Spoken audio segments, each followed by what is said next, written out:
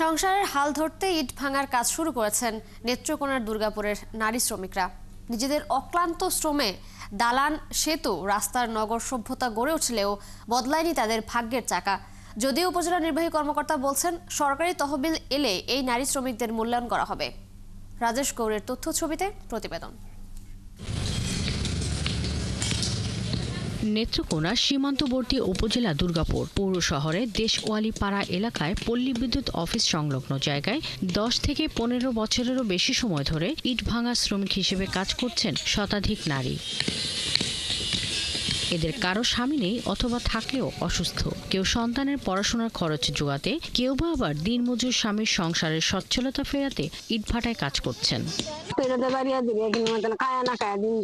সরকার থেকে আমরা কিছু হাইও না, আমরা কিছু সহযোগিতা করে না।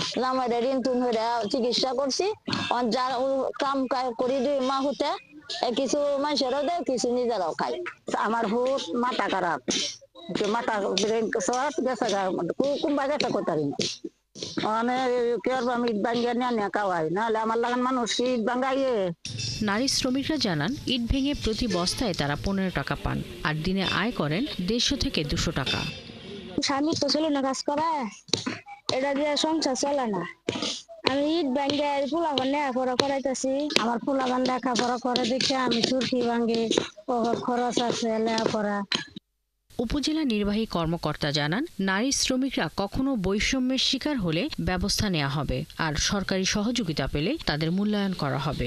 তাদের যে দৈনিক আয় রয়েছে সেটির ব্যাপারে যদি কোনো বৈষম্য থেকে থাকে তারা আমাদের সাথে যোগাযোগ করলে আমরা সেটি সমাধানের সর্বোচ্চ চেষ্টা করব। খোয়া ভাঙতে প্রায় দিনই হাতুড়ি কিংবা ইটের আঘাত পান, তারপরেও এভাবেই চলছে এই নারী শ্রমিকদের জীবনযুদ্ধ। শাকিলা শম্পা, 71।